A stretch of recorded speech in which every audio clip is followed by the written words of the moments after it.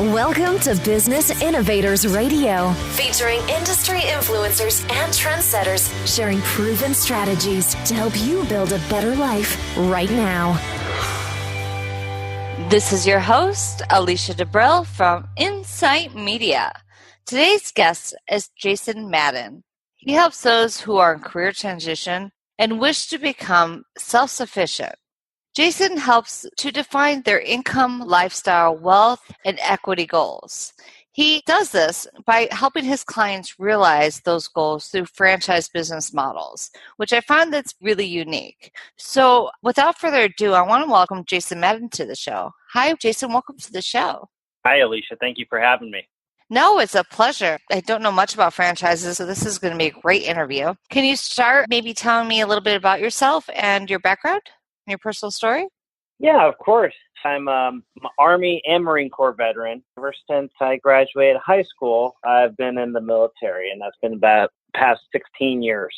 My first 4 years was in the Marines. I was an infantryman, so I was around the 2001 to 2005 time, so you can kind of imagine some of the deployments and the things I had to do for that one. But, I got out for a couple months, not very long at all. Decided to get back into the service after a brief stint as a corrections officer, and went to go back to the Marine Corps. And the Marine Corps recruiter wasn't in the office, but the Army guy was there, and he offered me a pretty decent contract to go to Hawaii for 4 years. So you can understand why I made that decision right there, right?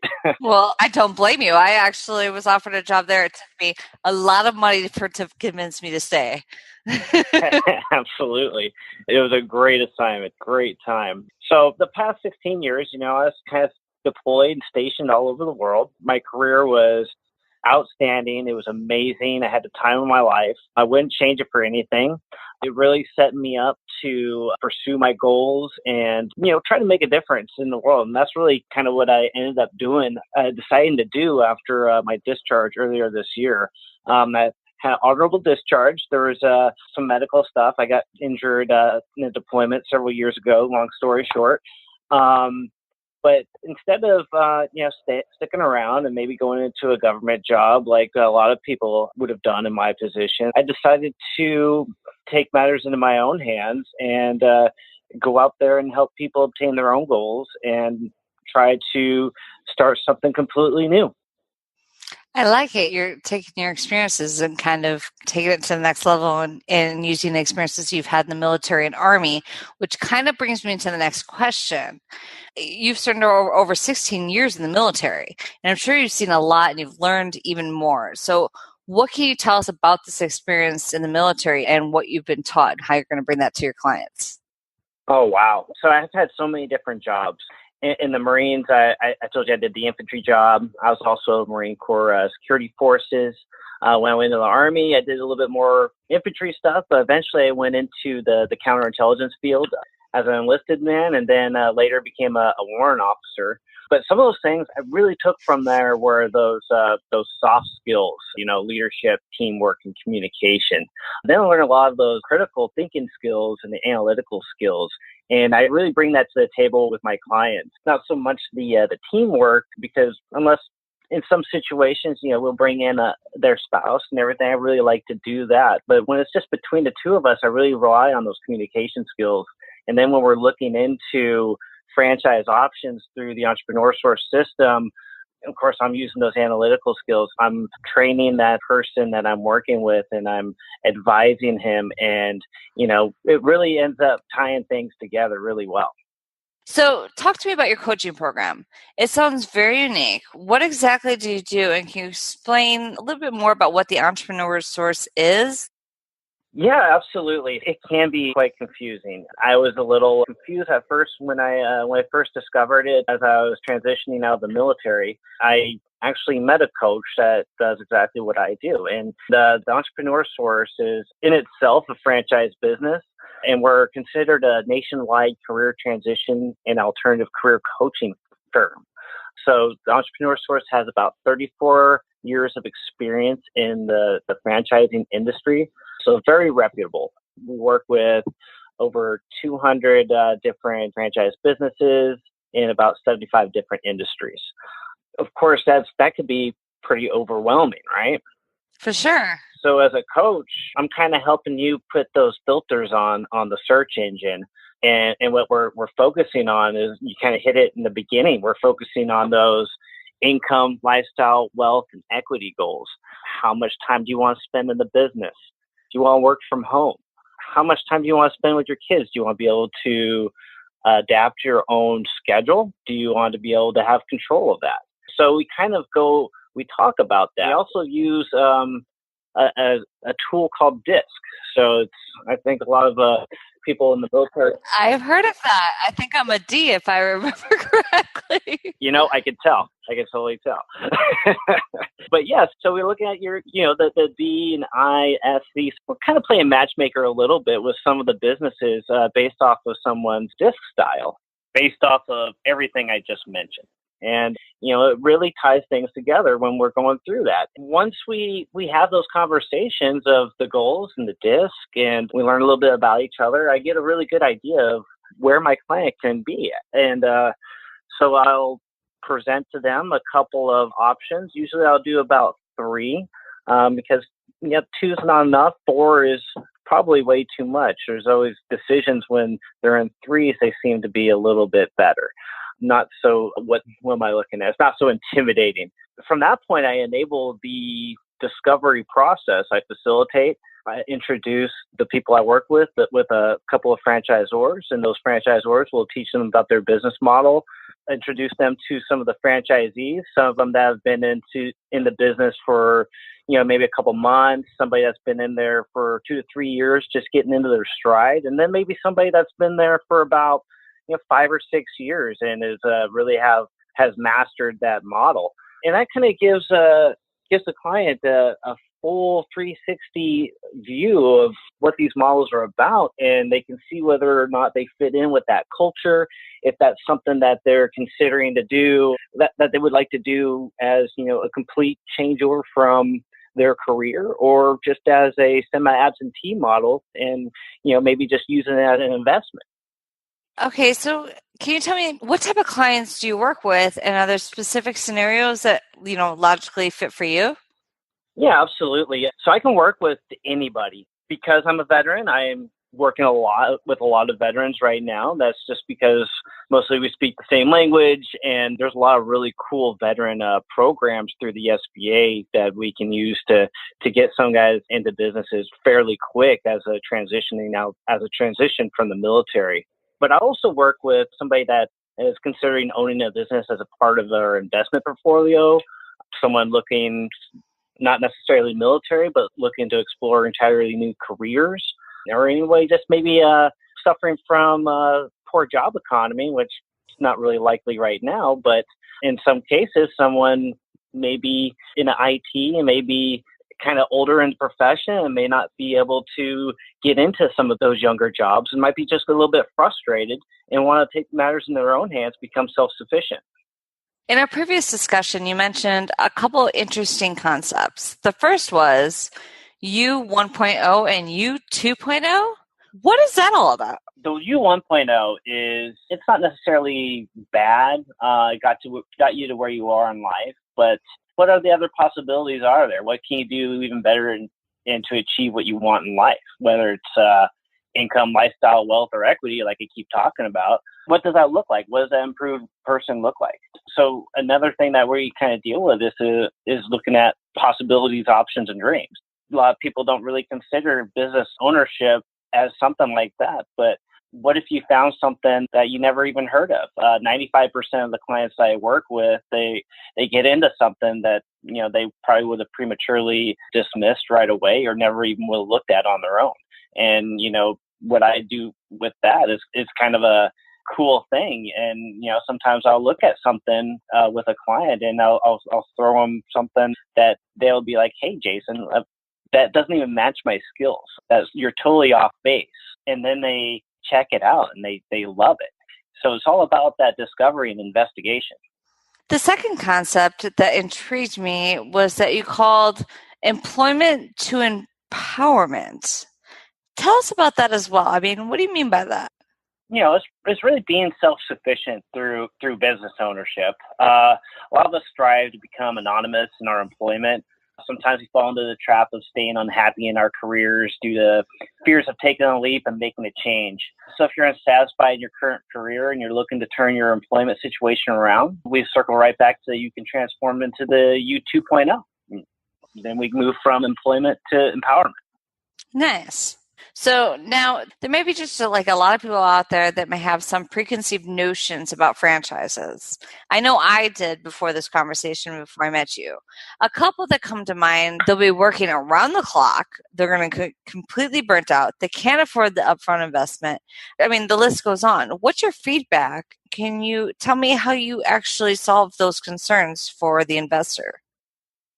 Yeah, absolutely. I think that finding the right model is definitely number one on there. Many people go into the franchise because of the brand name. And, the preconceived notion is that franchise, French fries, so maybe it's got to be a fast food joint, right? That's not necessarily the case. Maybe it is your goal to make the kind of money that you can make through a fast food restaurant, but do you really want to manage 6 to 15 people, or do you want to manage something a little bit smaller? Maybe it's an owner-operated business that you do from home. As far as the investment level, I'm not going to work with somebody and throw them something that's completely out of the realm of possibilities. So there's a lot of benefits to the franchise model, and we could look at franchise disclosure documents and the item 19s. That kind of gives you a really good idea of what kind of investment level and what your return on your investment is going to be like. And the benefits of the franchise model, in terms of support, a lot of my military folks out there that I talk to, I kind of put it in terms of an operations order. An operations order is the situation, the mission, the execution, the administrations, and the logistics, and the command and signal. So in English, basically through those criteria that you would get out of the military operations order, you're getting a lot of that out of the franchise. You're getting support through your marketing. You're getting support through hiring. You're getting support through even your payroll. So depending on what type of business model, it's packaged in such a way that they don't want to lose money either. They're going to provide you as much support as possible. Well, and you actually kind of brought me to the next question, which are the considerations that one should go into deciding on a franchise investment. I imagine that it would be somewhat overwhelming to some entrepreneurs because there's so many choices out there. Yeah, absolutely. So I can kind of speak a little bit towards my own personal feelings about that and how I got into a franchise business on my own. And a lot of those, how we do our process with the Entrepreneur Source and how you're interviewing, and you're also being interviewed by the franchise, and how you're interviewing based off of your goals. When I was working with a coach, I would do a debrief with her every week, sometimes every couple of days, and we would go over what I learned from each franchise, and she would always drive me back to, hey, does this match your income goal? Does this match your lifestyle goal? Hey, your wife is still in the military. You guys are probably going to move every couple of years. Does this match that? Is that something that you can do in the future?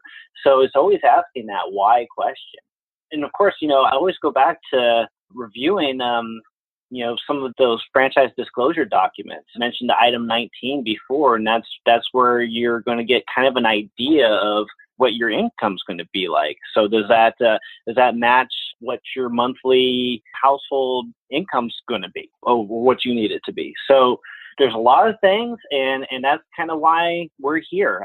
So we kind of help you narrow those options down like that. And that's exactly why you do what you do. Tell me this. So once the client engages with you, to help them find the right investment, what does that process entail, and what's the time frame?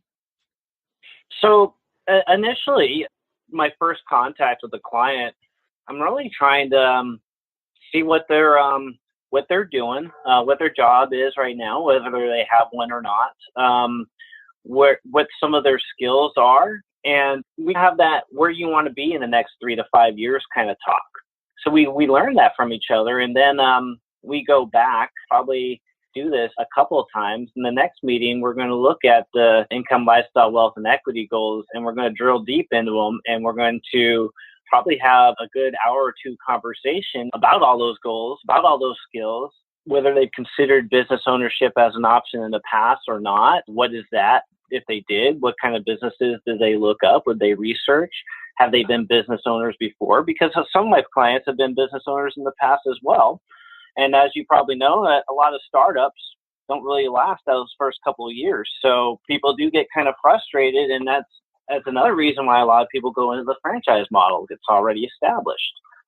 So we talk about that a little bit, and of course, we go circle back around to the DISC profile. We do a DISC worksheet and figure out our communication models, and then I get to work. I'll do some analysis. I'll check out all the things that you checked on the box, and I'm going to find something for you. When I present it to you, when I present it to my client, it's sometimes it could be a rocky trip. There's a lot of emotion in it. There's a lot of questions. Hey, Jason, why did you pick this? Hey, Jason, what is this? So I'll give my clients a really high level of what these businesses are. And instead of answering a ton of questions, I'll tell them, like, hey, that's a really good question. Let's find out. And we embark on that discovery process together, and we start talking to people. I like your approach. It's a little bit different than other people who deal with franchises. So what do you think that holds people back from investing in their future? And is it fear of the unknown?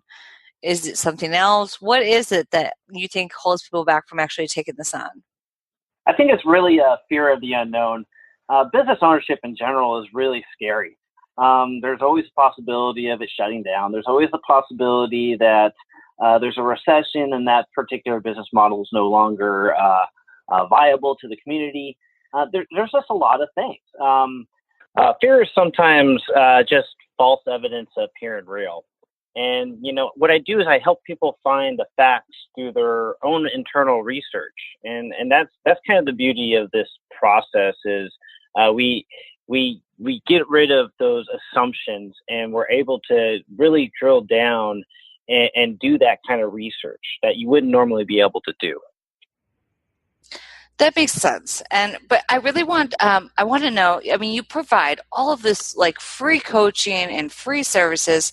How do you make your money at the end of the day? That's a good question. People ask me that a lot. And really what it comes down to is if someone really enjoys going through the process and it's really helping them out, and they do decide to choose a business or something like that, go into a franchise. The franchise in turn will give me a referral fee. So at no time will I ever have a financial transaction with my clients. And I think that works out really well. It takes a lot of the pressure off between my client and I, and it makes us work that much better together. Okay, so that makes sense. But so basically what you're telling me is that you make your money on the other side of the transaction. So your number one goal is basically to help your clients making sure that they're making the right decision, it's the right franchise, it's the right fit. Is that correct? Absolutely. It's not me chasing after a check. It's set up so that I can actually focus on the coaching practice rather than payments and things like that. That's a very unique platform. I like it. What do you think that are a couple of things that really attract people to you? Because, it is a different platform, and most franchises don't make it that way. So is that a big draw for your clients? I think it is. For some clients, I think it's a real draw, because when I first speak to them, I kind of give it to them, at the front, but it doesn't cost you a thing. There's no obligation. All it really costs you is your time. And what can it hurt to see what's out there? No, so you're telling me that you give all these free services, all this free coaching, and they don't have to pay you for it, but they're basically just giving you their time so you can figure out if it's the right fit. Absolutely. And it's really great when I work with other veterans or transitioning service members, because a lot of those guys really have a hard time getting into the workforce or just translating their skills. And and providing that extra option, which I was never afforded as I was going out. I had to search for that. But being able to interact with these guys and giving them a different option that's out there, it's really cool to see and to hear in their voice, the excitement is like, hey, I always wanted to own a business, but I never knew what I could do, what my benefits were, or never heard about franchises except for, a McDonald's or something like that. And it's great being able to tell somebody and show somebody how many different opportunities are out there for them. Well, I love it. I had no idea there was even a platform out there. I thought when you went into a franchise, it was pretty much about the transaction, and you really bring something unique to the table. So I think that's great. Well, thank you. Yeah, I enjoyed the process myself going through it. Nice. So what do you think separates you from other people who, do franchises or sell franchises or other coaches in this industry? In other words, why would somebody want to work with you rather than somebody else? I think I would probably would have been the last person anybody ever would have thought of in the world that would own a franchise business. Why? or even go into business. Why? I was very much career oriented. I was, as a counterintelligence officer, I was involved with the military community very much in the government space, and they would say like a hua army guy. Okay. I lived and breathed it. I just I found my calling. I think I found I needed to do the things that I wanted to do, and not the things that I felt that I had to do. I felt that I had to be that. I felt that I had to have this large, prestigious career. But what I found was that I didn't have any time for anything, any time for myself, any time for my hobbies. And a lot of the things I wanted to do was to get out and help people. I'm a very altruistic guy. I like to do the charities, and I like to do volunteer work and stuff like that. But why people should work with me over other coaches, I don't want to take business from any other coach, but I think they can gain a lot of perspective from me being able to shift from that hard career mentality to kind of the laissez-faire kind of business ownership practice, and, working maybe 30-hour weeks and finding what I really want to do in my life, and being able to open up that time to help other people, to spend more time with my wife, more time on my hobbies, starting other new projects. So I think a lot of people would really appreciate that different type of perspective rather than someone who is very laser focused on the objective of getting someone into business. Definitely. I completely agree upon that. And people know the difference. So this is probably one of the most important questions. If somebody was interested in learning more about the options available, or maybe they just want to have a chat to see if it's a good fit, what would be the next move? Do you offer consultations? Yeah, absolutely. My phone's always open to everybody. I have a calendar site. I have a website that has a forum for me to get back in contact with you. But my consultations are free, so I really will work with you whenever you are ready. Nice. Okay. And is it like a 30-minute or is it an hour? And it's free, correct? Correct. So the first session is usually about between 15 minutes to 45 minutes. Try to keep it around half an hour. Yeah, and then we go from there. We build a plan and kind of change depending on the plan that we build together. Okay. And if somebody wanted to get a hold of you, if they wanted to own their own franchise investment, or they wanted to just learn more about it, where should they go? You can check out my website, jmadden.esourcecoach.com. You can also find me on LinkedIn. You can find me on Facebook. I'm on Twitter. I'm on Instagram. So you can find me all those places. Just type in my name, Jason Madden, and you'll find me. And all that contact information will be located down here on the show notes for anybody that's interested in getting hold of Jason. Well, Jason, first of all, I want to say that I like your approach. I didn't know much about franchises until we spoke, and I like the way you guys go about it. I like, the methodology behind Entrepreneur Source. And I think you have a really good thing going there for you. And I think that, anybody would have a privilege to walk through that transition with you. Well, thank you very much. And, I love working with people in this business because it's a good feeling when someone goes into something and they're really happy with it. And that's probably the best part about this whole thing. Love it. All right, guys. Well, you just heard from Jason Madden from Entrepreneur Source. All of his contact information will be down below in the show notes. And this is your host, Alicia DeBrell from Insight Media. Until next time. Thanks for listening to Business Innovators Radio. To hear all episodes featuring leading industry influencers and trendsetters, visit us online at businessinnovatorsradio.com today.